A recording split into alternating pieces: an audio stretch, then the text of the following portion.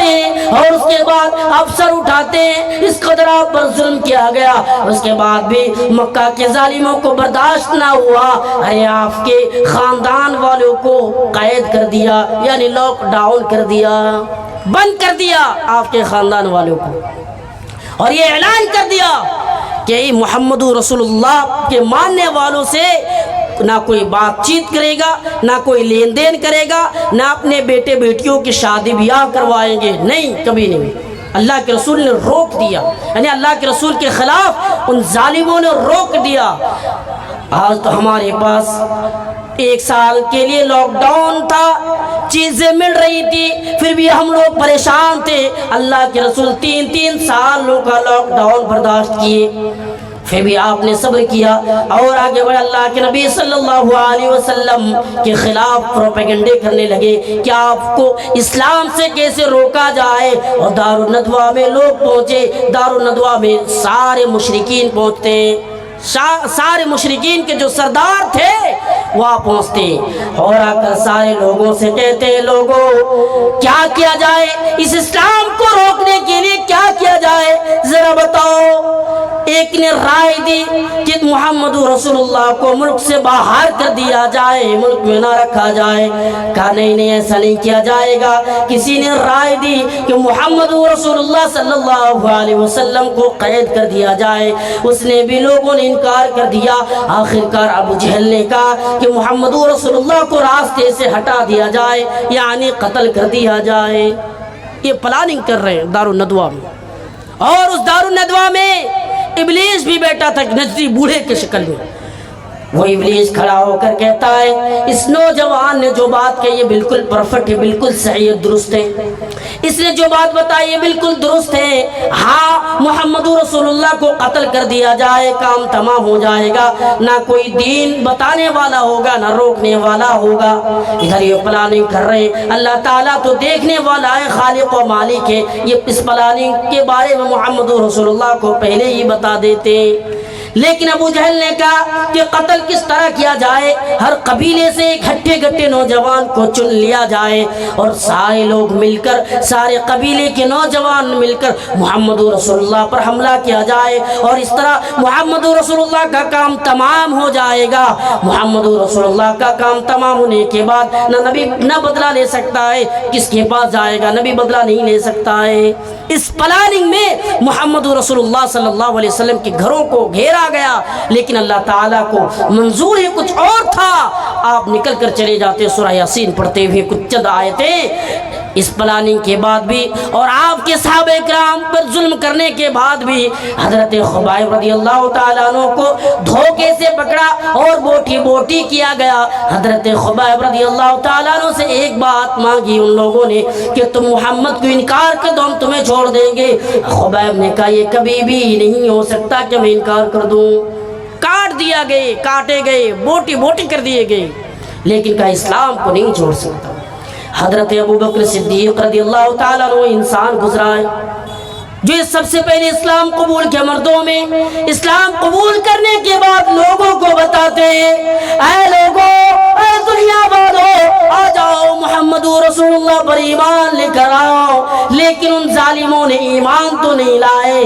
نبی حضرت ابوبکر پر جوتے برسائے گئے، حضرت ابوبکر کو اس طریقے سے مارا گیا کہ حضرت ابوبکر صدیق رضی اللہ تعالیٰ عنہ بے ہوش ہو کر گر پڑتے ہیں۔ قبیلے والے آتے ہیں اور آ کر اٹھاتے ہیں، لیکن کیا کہتے ہیں، لوگوں سنو، اگر ابو بکر کو کچھ ہو جائے تو ایک ایک کر کے پکڑ پکڑ کر تم لوگوں کو ماروں گا، میں نہیں چھوڑوں گا۔ حضرت ابو بکر صدیق رضی اللہ تعالیٰ عنہ کے خلاف ان لوگوں نے کہا، اس طرح ظلم کیا گیا۔ حضرت صاحب رومی رضی اللہ تعالیٰ عنہ جب ہجرت کرنے کے بارے میں سوچنے کے پلاننگ کی، کافروں نے مشرکینوں نے آ کر حضرت صاحب رومی رضی اللہ تعالیٰ عنہ کو پکڑ لیا۔ سوال زندگی بھر کی کمائی کا ہے، ایک انسان زندگی بھر کمایا، اگر کوئی چھن لے تو کیا درد پیدا ہوتا ہے۔ لیکن صاحب رومی سے کہا، دیکھو تم نبی کے ساتھ جانا چاہتے ہو، نبی کے ساتھ رہنا چاہتے ہو، ایک شرط ہے، شرط اگر تم یعنی شرط کے مطابق جاؤ گے تو تمہیں چھوڑ دیا جائے گا۔ साहिब रूमी कहते क्या बात है बताओ। मक्का के मुशरिकीन कहते हैं कि देखो तुमने मक्का में रहकर जो माल कमाया है वो छोड़कर जाना पड़ेगा। हजरत साहिब रूमी कहते ठीक है मैं छोड़कर जा रहा हूँ। यानी जिंदगी भर की कमाई मक्का वालों को दे दिया। इतना जुल्म करने के बाद भी जब मक्का फतह हुआ, नबी को मारा गया, नबी के सहाबा किराम पर जुल्म किया गया। मक्का फतह होने के बाद सारे मुशरिकीन मक्का सामने नबी के साथ 10,000 का लश्कर है, यानी 10,000 का लश्कर लेकर नबी यानी काफिरों के सामने खड़े। अगर नबी एक हुक्म करते हैं सारे लोगों को बोटी बोटी कर देंगे, लेकिन नबी ने क्या पैगाम दिया, नबी ने क्या इंसानों को इंसानियत सिखाया, नबी ने क्या इंसानों का पैगंबर बनकर लोगों को बताया, ऐ लोगों आज किसी से बदला नहीं लिया जाएगा, आज बदले का दिन नहीं है, जाओ जाओ मैं तुम्हें माफ कर रहा हूँ, जाओ। सारे लोगों को माफ कर दिया। ये थे मोहम्मद रसूलुल्लाह और आपकी ज़ात, आपकी शरीयत, आपके दीन इस्लाम जो इंसानों को ये पैगाम दिया। दुनिया के अंदर कोई दुश्मन हो, मुशरिक काफिर हो, अगर कोई जानी दुश्मन हो तो उसका सवाल समझ तो जाता है, सुन तो लेता है, लेकिन उसके साथ जाने को लोग डरते हैं, कहते नहीं जाऊंगा, कुछ भी हो सकता है। लेकिन मोहम्मद रसूलुल्लाह को एक यहूदी ने बुलाया, आपने कभी चोचरा के लफ्ज नहीं निकाले, आप चले गए। एक बदबी एक यहूदी ने मोहम्मद रसूल यानी हजरत अबू जहल ने उस यहूदी के पास, गरीब घर के रहने वाले आदमियों के पास एक गाय खरीद लिया और लोगों में मजमा में ये तहिया कर लिया कि इस गाय का बदला, इसकी कीमत मैं नहीं दूंगा, किसी हाल में नहीं दूंगा, कुछ भी हो जाए। वो बेचारा गरीब इंसान घरों का चक्कर लगाना शुरू कर दिया। अबू जहल के पास रोजाना आने लगा और दरियाफ्त करने लगा, अरे मेरा पैसा मुझे दे दो, जो कीमत हो रही है उससे कम ही दे दो, लेकिन सही दे तो दो, मैं गरीब इंसान हूँ, घर में खाना नहीं इसलिए मैंने बेचा है। अबू जहल कहते मैं नहीं दे सकता, लेकिन किसी रहमदिल इंसान ने आकर उस शख्स को बताया कि जाओ दुनिया में ऐसा इंसान भी आया है, अगर तुम जाकर उसे बताओगे, ये परेशानी तुम उसके सामने बयान करोगे तो जरूर तुम्हारी मदद करने वाला है, वो जरूर तुम्हारे साथ जाएंगे, जरूर तुम्हारे साथ वो निकलने वाले हैं। वो यहूदी, वो गरीब इंसान मोहम्मद रसूलुल्लाह के पास जाते हैं और जाकर कहते अल्लाह के नबी, अल्लाह के रसूल, मैं गरीब इंसान हूँ, मेरे बाल बच्चे भूखे मर रहे हैं, घर में खाने को नहीं है, दाने दाने को मोहताज है। वो यहूदी कहता है कि अबू जहल ने मेरे पास एक गाय खरीदा है और वो कीमत देने के लिए तैयार नहीं है, आप मेरे साथ चले। अल्लाह के रसूल ये दुश्मन बुला रहे हैं आपको, और आपको यहाँ बताना चाहता हूँ इस्लाम का दुश्मन, दुनिया के अंदर सबसे बड़ा दुश्मन अगर कोई है तो यहूदी है। और इसीलिए आज इजराइल फिलिस्तीन पर जुल्म कर रहा है। देख रहे हैं क्या हाल है फिलिस्तीन का, यानी छोटे छोटे बच्चों को भी मारा जा रहा है, यानी औरतों को भी मारा जा रहा है, मर्दों को भी मारा जा रहा है। लेकिन मोहम्मद रसूलुल्लाह ने उस यहूदी के साथ जाने से इनकार नहीं किया, कहा कि चलो मैं भी चलता हूँ। दोनों मिलकर यानी अबू जहल के पास पहुँचते हैं। अल्लाह के रसूल दरवाजे को दस्तक देते हैं, कहते हैं अबू जहल कहाँ हो। अबू जहल आकर दरवाजा खोलते तो क्या देखते हैं, मोहम्मद रसूलुल्लाह सल्लल्लाहु अलैहि वसल्लम खड़े हैं। वो मुशरिक था, नबी का नाम लेकर कहते हैं नबी बताओ क्या हाल है, क्यों आए हो। अल्लाह के रसूल कहते ये गरीब इंसान है, इसने तुम्हारे पास एक गाय बेचा है, तुम इसको पैसा नहीं दे रहे हो, क्यों नहीं दे रहे हो। वो कहता है मैं पैसा नहीं दूंगा, ये बोल ही नहीं पाया। अब तक तो कह रहा था कि मैं पैसा नहीं दूंगा, कुछ भी हो जाए मैं पैसा नहीं देने वाला हूँ। अब वो क्यों सुना नहीं, बोला नहीं। वो जाते हैं घर के अंदर से पैसा निकाल कर, दीनार और दिरहम निकाल कर उसे देते हैं, और वो खुशी खुशी वहाँ से चले जाते हैं। वो इंसान खुश हो जाते हैं। ये थे मोहम्मद रसूलुल्लाह की ज़ात, यानी दुश्मन ने बुलाया फिर भी आपने लब्बाइक कहा और कहा कि मैं जाने के लिए तैयार हूँ। ये थे मोहम्मद रसूलुल्लाह की ज़ात, यानी इंसानों की इंसानियत का पाठ पढ़ाया, इंसान انسانوں کو انسان کا پیغام دیا، اے لوگوں، اے دنیا میں بسنے والے انسانوں، لوگوں کے ساتھ اچھا سلوک کرو، لوگوں کے ساتھ اچھا برتاؤ کرو، تاکہ وہ تمہارے خلاف بول نہ سکے، تمہارے بارے میں وہ بول نہ سکے، غلط کہہ نہ سکے۔ یہ تھے محمد رسول اللہ صلی اللہ علیہ وسلم کی ذات۔ دیکھیے آپ، دنیا کے اندر ایک قوم ہوتی ہے جاہل قوم، یعنی جاہل قوم سے اگر کسی کا پالا پڑ جائے، اچھے اچھے انسانوں بھی گھبرا جاتے ہیں، چاہے عالم ہو یا علماء ہو، کوئی بھی ہو جائے وہ مایوس ہو جاتا ہے، وہ لڑنے لگتا ہے۔ لیکن محمد رسول اللہ صلی اللہ علیہ وسلم نے جاہل کو بھی اچھی طریقے سے سمجھایا، جاہل کو بھی بتایا کہ کس طریقے سے تمہیں کیا کرنا ہے۔ ایک دیہاتی اللہ کے رسول، یعنی ایک دیہاتی آتا ہے اور آنے کے بعد مسجد میں وہ پیشاب کرنے لگتا ہے، صحابہ کرام مارنے کے لیے تیار ہو جاتے ہیں، نبی روک لیتے ہیں، اے میرے صحابہ ٹھہر جاؤ، اسے پیشاب کر لینے دو۔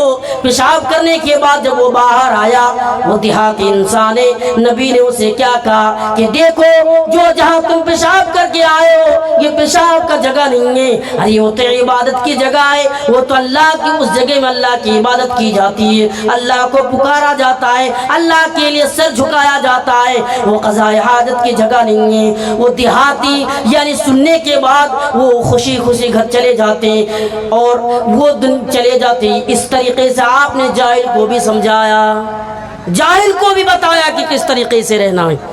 اللہ کے رسول نماز پڑھا رہے ہیں، ایک دیہاتی انسان آ کر یعنی سمیع اللہ لمن حمیدہ کہا تو آپ دعا کر رہے ہیں، یا اللہ آپ محمد رسول اللہ پر رحم فرما اور ہم پر رحم فرما، اور اس مسجد میں اور لوگوں کسی پر رحم نہ فرما۔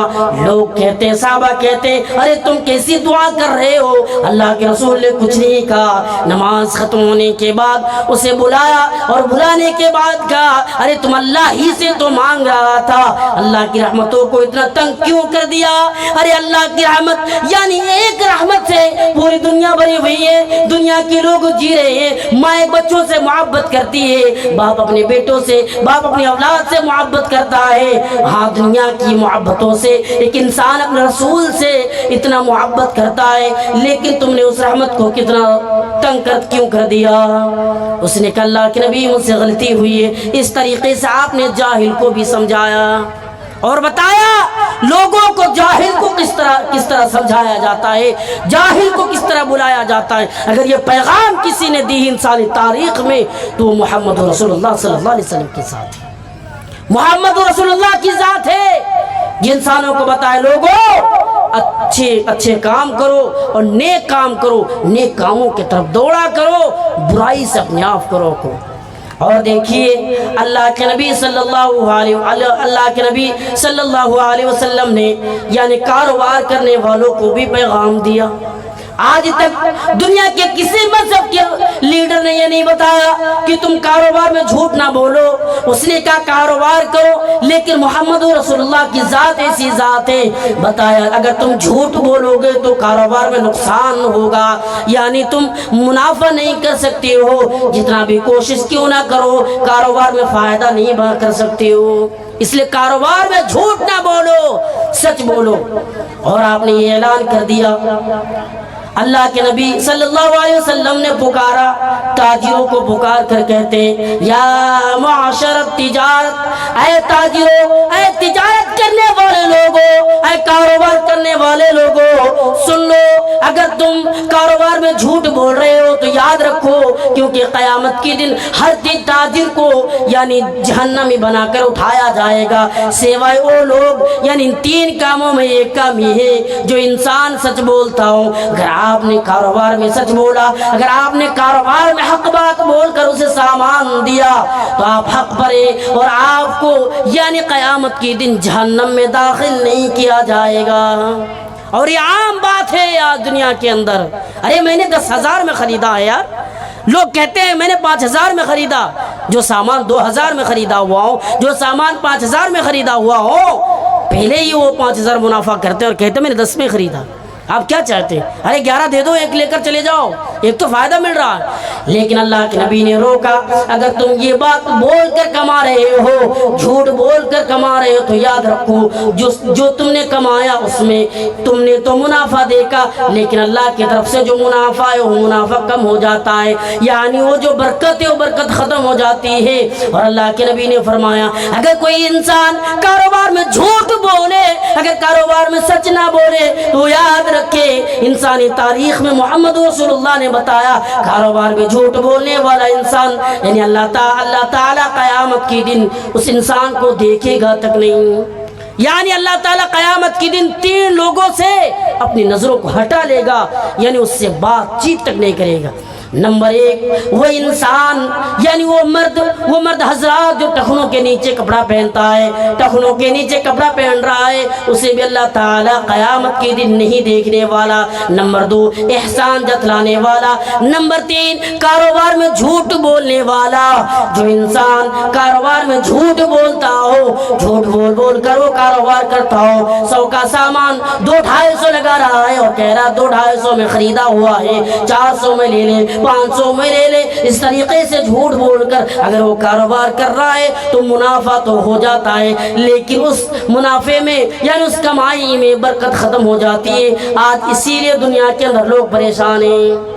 20 سال پیچھے جائے آپ، گھر میں ایک کمانے والا تھا، گھر میں 2 آدمی کما رہے تھے، لیکن 2 آدمی زیادہ سے زیادہ 50 روپے کما کر لے کر آ رہا تھا، لیکن وہ لوگ سکھ و چین کی زندگی گزر بسر کر رہے تھے۔ آج اسی گھر میں 10 کمانے والا ہے، دن میں 20,000 کماتا ہے، پھر بھی گھر میں کمائی کے بدولت گھر چلانا مشکل ہو جاتا ہے۔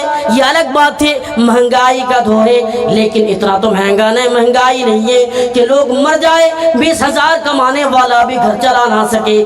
اس کمائی میں آج برکت ختم ہونے کی وجہ سے آج لوگ پریشان ہیں، انسان پریشان ہے، پریشانیوں میں مبتلا ہے۔ اس لیے لوگوں کاروبار میں سچ بولو۔ اگر انسانی تاریخ میں کسی نے بتایا کہ کاروبار میں سچ بولو، حق بول کر تم کاروبار کرو، تو اللہ کے رسول کی ذات ہے، اللہ کے نبی صلی اللہ علیہ وسلم کی ذات ہے۔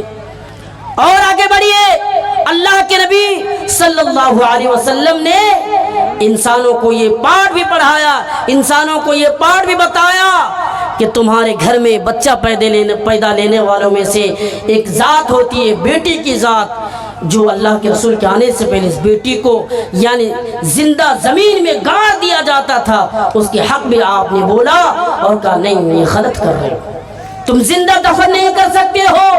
یہ اعلان نہیں کیا کہ کسی بیٹی کو تم زندہ دفن کر دو، یعنی کسی بیٹی کو تم زندہ درگور کر دو، مار دو، یہ حق اللہ کے رسول صلی اللہ علیہ وسلم نے بھی نہیں دیا۔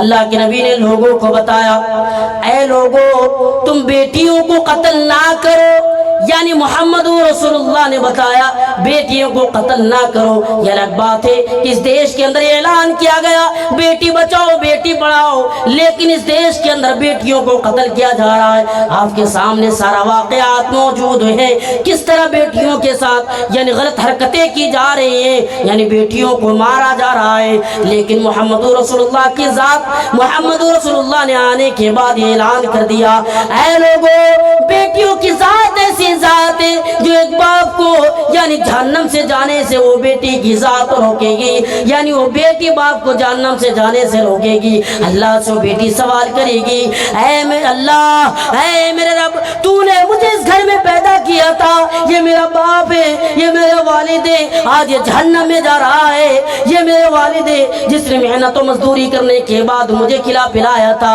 اس نے جوان کیا تھا، اس نے محنت کی تھی، اس کے بدولت میں جوان ہوئی تھی، آج اسے جہنم میں ڈالنے میں نہیں دوں گی۔ یہ بیٹی کی ذات، لیکن اس بیٹی کو آج قتل کیا جا رہا ہے، آج بیٹی کو مارا جا رہا ہے۔ جس طریقے سے آج سے 1400 سال پہلے محمد رسول اللہ آنے سے پہلے بیٹی کو مارا جا رہا تھا، بیٹی کی ذات کو دفن کر دیا جاتا تھا، یعنی بیٹی کو زندہ درگور کر دیتے تھے، اسی طرح آج بھی کیا جا رہا ہے۔ یہ الگ بات ہے کہ آج پیٹ کے اندر ہی مار دیتے ہیں، اس زمانے میں بیٹی پیدا ہونے کے بعد مارتے تھے، آج پیدا ہونے سے پہلے مارا جا رہا ہے۔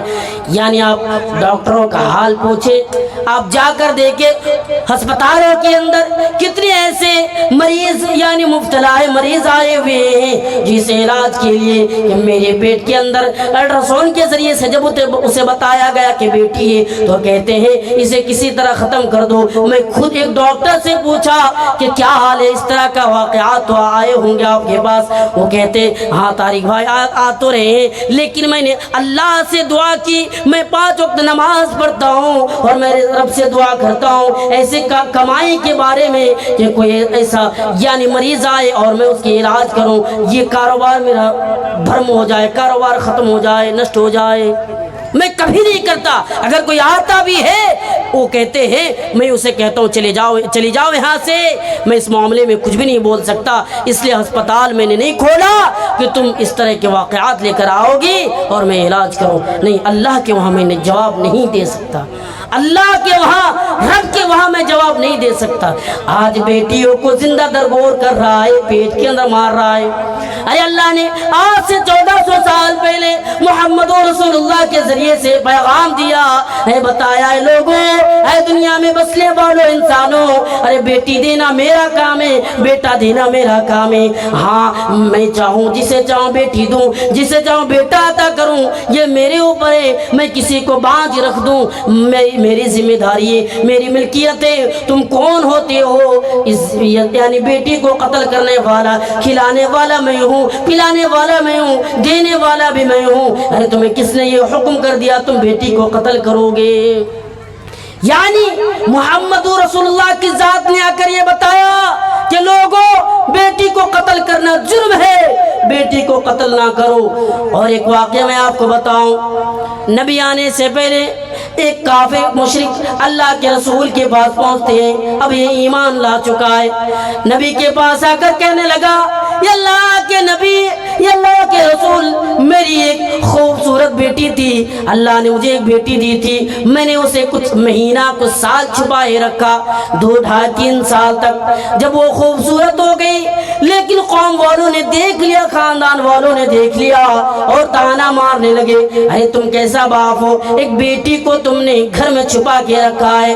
لوگوں کے تانا برداشت نہ کر سکا, اس بیٹے کے ہاتھ کو پکڑ کر میں جنگل کی طرف نکل گیا اور میں بیٹی کو بتاتا رہا کہ ننیحال یعنی تمہارے ننیحال جا رہا ہوں. اے میری پیاری بیٹی, اس بیٹی کو میں نے زندہ دفن کر دی. جب میں یہ اس واقعہ کو یاد کرتا ہوں تو رونا آ جاتا ہے. اس طریقے سے آپ اگر اچھے نظروں سے بیٹی کو دیکھیں گے, اگر آپ کی آنکھ بالکل ٹھیک ہے, صحیح نظروں سے بیٹی کو دیکھیں گے تو بیٹے سے بہتر ہے. میں یہ کہہ کر جا رہا ہوں, بیٹے سے بہتر ہے. ارے بیٹے تو وہ ہے جو شادی ہونے کے بعد ماں باپ کو بھی بھول جاتے ہیں. جس ماں باپ نے اسے کھلایا, جوان کیا, ایک ہی غلطی پر ماں باپ کو چھوڑ دیتے ہیں. جب وہ کمانا شروع کرتا ہے تو کہتا بیٹا پیسہ کہاں ہے, پیسہ لے کر آؤ, تو چھوڑ کر چلے جاتے ہیں. لیکن بیٹی کی ذات ایسی ذات ہے, سسرال جانے کے بعد بھی ماں باپ کے لیے وہ ترستی ہے. یہ بیٹی کی ذات ہے. اس لیے تم بیٹی سے محبت کرو, لوگوں بیٹی کو قتل نہ کرو. اگر آج کسی نے کیا, اس مجلس میں بیٹھنے والے جہاں تک آواز پہنچ رہی ہے, سارے لوگوں سے میں یہ گزارش کر رہا ہوں, بیٹی سے محبت کرے. اور میں یہ بھی نہیں کہہ رہا ہوں کہ بیٹوں سے محبت نہ کرے سارے لوگوں سے, لیکن بیٹی کی ذات ایسی ہے جو محمد رسول اللہ نے آ کر انسانوں کو یہ بتایا, لوگوں بیٹی کی ذات ایسی ذات ہے جسے قتل کرنے کا کسی کو حکم نہیں دیا ہے. قتل نہیں کر سکتے ہو, اگر تم قتل کرو گے تم سے بدترین انسان کوئی نہیں ہو سکتا ہے. ارے کھلانے کا کام اللہ کا ہے. اور جب انسان دنیا کے اندر آتا ہے, آنے کے بعد جوان ہوتا ہے, شادی کرتا ہے, شادی کرنے کے بعد جو بچے پیدا ہوتے, جو اولاد پیدا ہوتی ہے, یعنی جو تقدیر ہے اللہ تعالیٰ جوڑ دیتے ہیں, سارے لوگوں کی ذمہ داری اس پر ڈال دیتے ہیں اور تقدیر کو جوڑ دیتے ہیں کہ وہ ذمہ داری یعنی کہاں سے نبھائے گا, وہ کہاں سے کما کر لے کر آئے گا. ساری ذمہ داری اس انسان پر اللہ تعالیٰ ڈال دیتے ہیں. ہم کون ہوتے ہیں بیٹی کی ذات کو قتل کرنے والا؟ نہیں, قتل نہیں کر سکتے. بیٹی کو قتل کرنا جرم ہے, بیٹی کی ساتھ ناانصافی کرنا جرم ہے۔ اور اس سے میں ایک بات یہ بھی بتانا چاہتا ہوں، آج کے اس معاشرے کے اندر، اس سماج کے اندر، اس سوسائٹی کے اندر ایک بیماری یہ بھی ہے، ماں باپ دنیا سے چلا جاتا ہے، بھائی لوگ ہوتے ہیں، بھائی لوگ زندہ رہتا ہے۔ کتنے ماں باپ ایسے ہوتے ہیں جو اپنے بیٹیوں کو وصیت کرتے ہیں، وہ تو چلی گئی گھر سے، اسے کچھ زمینوں کا حصہ نہ دینا۔ کتنے درندے بھائی سے بھی وہ کہتے ہیں، ارے تم سسرال چلی گئی، تمہیں تمہاری شادیوں میں اتنا خرچہ کیا تھا، میں زمین کا حصہ کیوں دوں؟ اسلام نے حکم دیا ہے کہ تم ایسا نہیں کر سکتے ہو۔ محمد رسول اللہ نے بتایا کہ نہیں تم ایسا نہیں کر سکتے ہو۔ ارے بیٹی بھی اس باپ کی اولاد ہے، تم بھی اس باپ کی اولاد ہو، یعنی سب کا، یعنی جو حق ہے اسے حق ادا کیا کرو، ظلم نہ کرو کسی پر۔ کسی پر ظلم کرو گے، نبی کا فرمان یہ ہے، جو انسان دنیا میں ظلم کرتا ہے، کسی کو مارتا ہے، تو دو چیزوں کا سزا اللہ تعالیٰ جب تک اسے نہ دے دے تو موت نہیں آتی ہے۔ نمبر ایک البغی، ظلم کرنا، وحقوق الوالدین، اور والدین کا حق کھانے والا، والدین پر ظلم کرنے والا، والدین کے ساتھ بدتمیزی کرنے والا، اس لیے کسی پر ظلم نہ کرو۔ اور دیکھیے اللہ کے نبی کی ذات وہ ہے جو انسانوں کو انسانیت کا پاٹ پڑھایا، بتایا ہے کہ دنیا کے اندر کمزور طبقہ ہوتا ہے جو مزدور ہوتا ہے، جو کماتا ہے، کمزور طبقہ ہے جو کما کر گھر چلاتے ہیں، لیکن اللہ کے نبی نے آج سے 1400 سال پہلے ان لوگوں کے حق میں یہ کہہ دیا کہ لوگوں، میں نے مزدور کو مزدوری دے دیا کرو پسینہ سوکھنے سے پہلے، مزدور کو مزدوری دے دیا کرو اس کے پسینے سوکھنے سے پہلے۔ یعنی مزدور کے لیے بھی محمد رسول اللہ صلی اللہ علیہ وسلم نے آج سے 1400 سال پہلے یہ حکم دیا کہ دے دو حق، ورنہ تمہیں بھی حساب دینا پڑے گا۔ یہ پیغام دیا محمد رسول اللہ صلی اللہ علیہ وسلم نے، تو یہ انسانیت کو عام کیا، اور اس دھرتی کے اندر، اس دنیا کے اندر جتنے بھی انسان گزرے ہیں، محمد رسول اللہ صلی اللہ علیہ وسلم جیسے کسی نے انسانوں کو انسانیت کا پاٹ نہیں پڑھایا، نہیں بتایا۔ آج دیش کے چوکیدار کتنے بھی اعلان کیوں نہ کرے، حکمران کتنے بھی چیخوں پکار سے کیوں نہ کہے کہ میں حق دینے والا ہوں، میں حق ادا کرنے والا ہوں، یہ سارے لوگ لٹیرے ہیں جو لوگوں پر ظلم کرتا ہے، غریبوں کا حق مارتا ہے۔ ارے محمد رسول اللہ کی ذات وہ ذات ہے جو اللہ کے رسول کو قتل کرنے کی پلاننگ کی گئی، اور آپ کے پاس امانت ہے، آپ کے پاس امانت رکھی گئی۔ اللہ کے نبی صلی اللہ علیہ وسلم نے حضرت علی رضی اللہ تعالیٰ عنہ کو حکم دیتے ہیں، اے علی میں جا رہا ہوں، تم صبح اٹھ کر سب سے پہلے یعنی یہ جو امانت ہے لوگوں تک پہنچا دینا، لوگوں کو دے دینا، یہ محمد رسول اللہ صلی اللہ علیہ وسلم کی ذات ہے۔ آج کا حکمران کیا ہے؟ اعلان کر دیتے ہیں کہ میں اتنا دینے والا ہوں، میں ایسا کام کرنے والا ہوں، میں لوگوں کو ساتھ ایسا کروں گا، ایسا رویہ اختیار کروں گا، کچھ بھی نہیں ہوتا۔ اصل آخر میں یہ ملتا ہے کہ کچھ بھی نہیں، بس اس کا کام تھا بولنا، اس کو سننا، اس کو بولنے میں اچھا لگا، لوگوں کو سننے میں اچھا لگا، یہ بول کر چلے جاتے ہیں۔ لیکن محمد رسول اللہ صلی اللہ علیہ وسلم کی ذات ایسی ذات ہے، لوگوں کو بتایا کہ اے لوگوں، دنیا والوں، تم ایمان لے کر آ جاؤ، اسلام قبول کر لو۔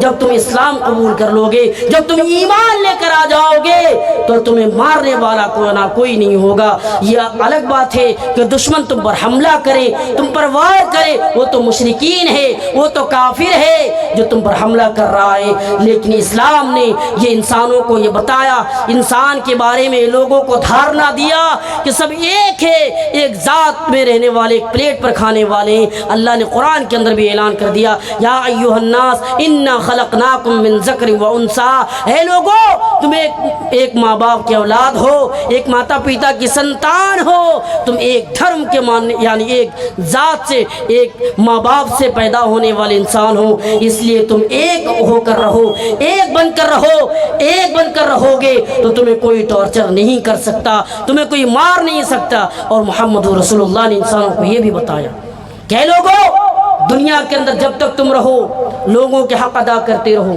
دنیا کے اندر جب تک تم رہو لوگوں کو برا بھلا نہ کہو، لوگوں کو گالی کا جواب گالی سے نہ دو۔ اللہ کے رسول نے یہ بھی پیغام دیا۔